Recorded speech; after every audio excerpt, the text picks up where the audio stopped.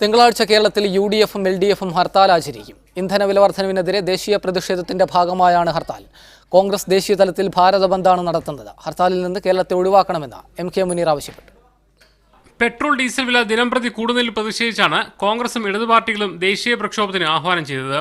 കോൺഗ്രസ് ആഹ്വാനം ചെയ്ത ഭാരത് ബന്ദ് കേരളത്തിൽ UDF ഹർത്താലായി നടക്കുമെന്ന് KPCC പ്രസിഡന്റ് M.O. ഹസൻ അറിയിച്ചു.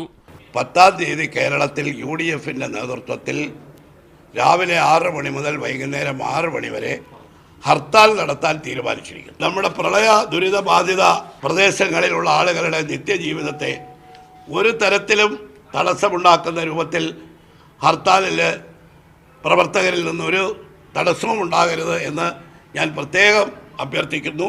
ദുരിതാശ്വാസ പ്രവർത്തനങ്ങളെ ബാധിക്കാതെയായിരിക്കും LDF ഹർത്താലെന്ന് എളമരം കരീം MPയും അറിയിച്ചു. പ്രളയ ദുരിതാശ്വാസ പ്രവർത്തനങ്ങൾക്ക് വേണ്ടി ഓടുന്ന വാഹനങ്ങളെ ബാധിക്കുന്നതല്ല.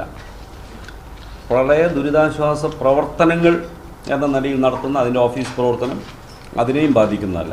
പ്രളയബാധിതമായ സംസ്ഥാനത്ത് ഹർത്താൽ നടത്തുന്നതിനെതിരെ മുന്നണികൾക്കകത്ത് അഭിപ്രായ വ്യത്യാസം നിലനിൽക്കുന്നുണ്ട്.